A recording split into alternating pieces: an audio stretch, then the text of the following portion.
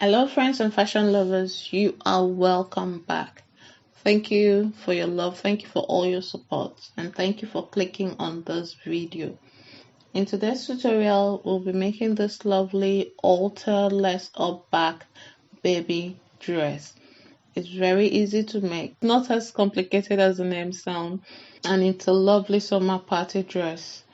If you're here for the first time, my name is Esther and I love to sew for adults and young ones. If that sounds like what you are interested in, please don't forget to subscribe and turn on the notification bell so that you get notified each time I upload a new video.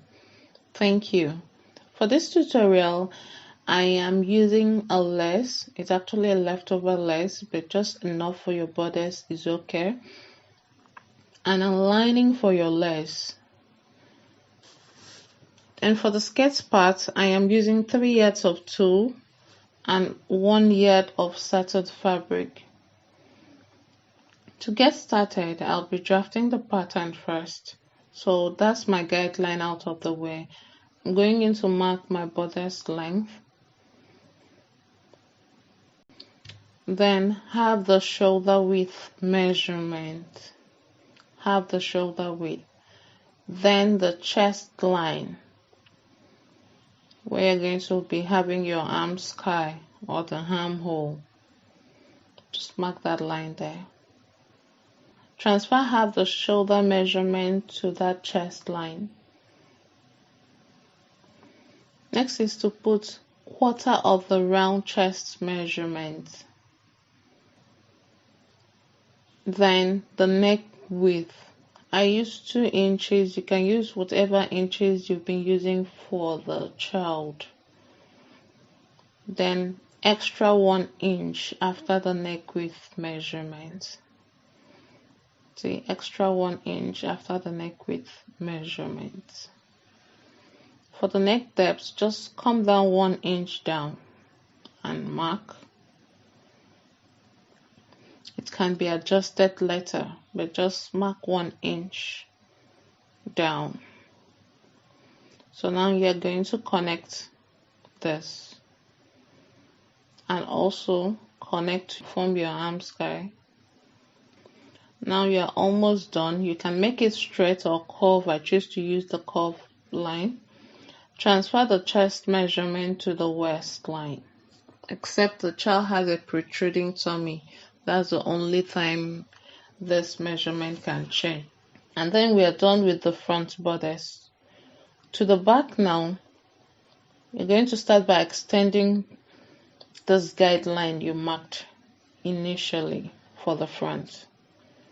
To extend those lines.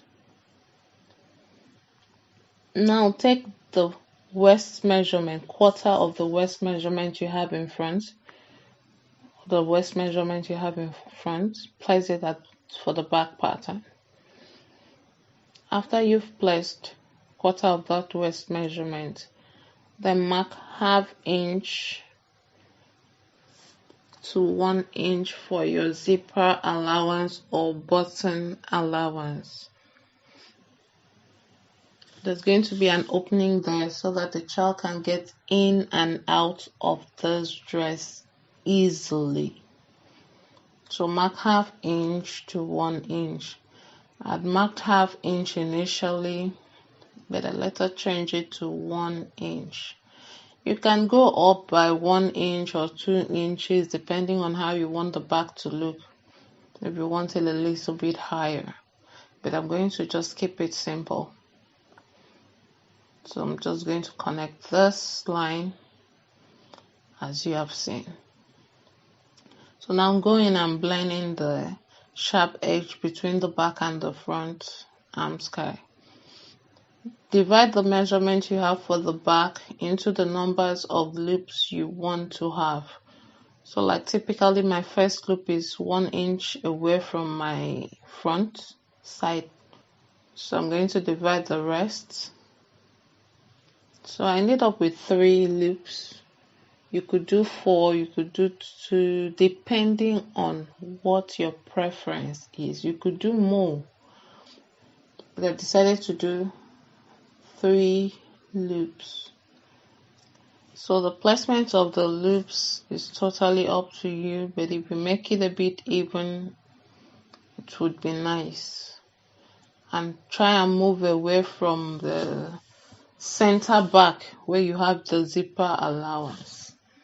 So now that you have done this, the pattern is pretty much ready. We have done all this, so I'm going to cut it out, but just because I don't want the neckline to just be flat, so I'm going to adjust this neckline. So I intended on using freehand initially, but just for the benefit of those that would want to know what to do with theirs, so I decided to use the neck depth of the child. So just connect that. The neck depth, you're starting from the original guideline that was the shoulder line. So now the pattern is ready. You're going to add your seaming allowance when cutting on your fabric, and don't forget to cut the center front on fold. The center front should be cut on fold.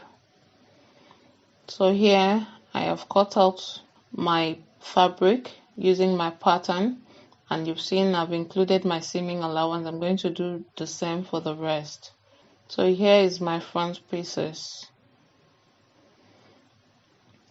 So for my skirt, I'm going to be using both the tulle and the satin fabric, and the width of the satin is 3 times the waist measurement that I have, and the length is my skirt length plus seaming allowance. That is dress length minus bodice length will give you your skirt length.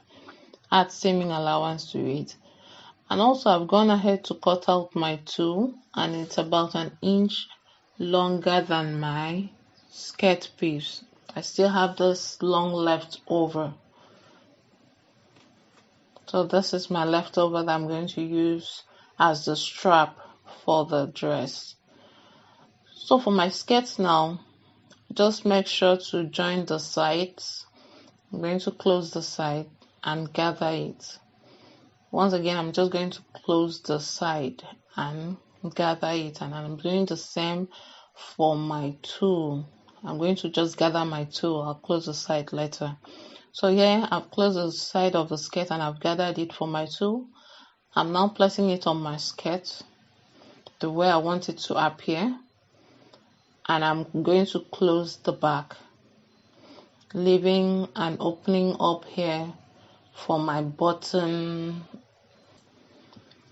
So right here I have joined my tulle and my skirt together, and I've also hemmed the bottom of my skirt, so I'll just set that aside. To my bodice now, just place the lace onto your lining and back stitch that. Then get a strip of fabric about 1 1/4 inch, sew it and turn it right side out, or you can bend both sides in and fold it over and sew. All we need is a spaghetti strap. Whatever method you use, just end up with a spaghetti strap. Remember the notches we made? Yes, let's refer to the pattern. The markings we made, yes. Assuming you had used that marking to notch your fabric while cutting it. So now we are going to cut the spaghetti strap 3 inches long. So I need 6 pieces for this step. So I have my 6 pieces. All you need to do is fold it over and pin at the place you notched or you had marked. If you did not notch it, it's time to notch it. So just fold it over, pin it there, and you are going to stitch that down. All this is happening on the right side, and do the same for the other side. When you are done stitching it, it should look something like this. Now you're going to place your lining on it, but before then, bring in your straps. I am using my leftover tool for the strap, and it's 3 yards, meaning that each strap will be measured 1.5 yards. So place that on the shoulder and put your lining on top of it. You're going to take to your sewing machine and stitch that down nicely. And when you're done stitching, go in and notch. You need to cut back on the seaming allowance because you want this part flat as possible. If you have excess seaming allowance at the neckline or the sides, go ahead, trim some off, not totally off, then notch. When you're done notching, turn it right side out. Yes, the bodice is almost ready. To complete it and make it nicely and flat, you are going to go in and understitch. Push that raw edges to the lining, the inner lining, and understitch that all through. When you're done, it should look something like this if you haven't pressed it, but you still need to press it because you want it finished nicely. So go ahead and press it if you haven't. After that, it's time to bring your skirts that you had set aside initially. Now place right sides together, the bodice and the skirts, match the center, and you're going to go ahead and pin it all around. So just pin it all around. When you're done pinning it all around, you're going to take to your sewing machine and stitch and also knitting the opening, and you should be left with something like this when you're done. Go ahead and lace up the back of your baby dress. Yes, one more thing is left. To the opening, you can add a button or a hook. I decided to go with a hook, just unstitch that down. And there you have it, your dress is ready. If this tutorial was helpful, don't forget to give me a thumbs up. And if you haven't subscribed, I'm judging you. Thank you for watching and see you in the next tutorial. Bye for now.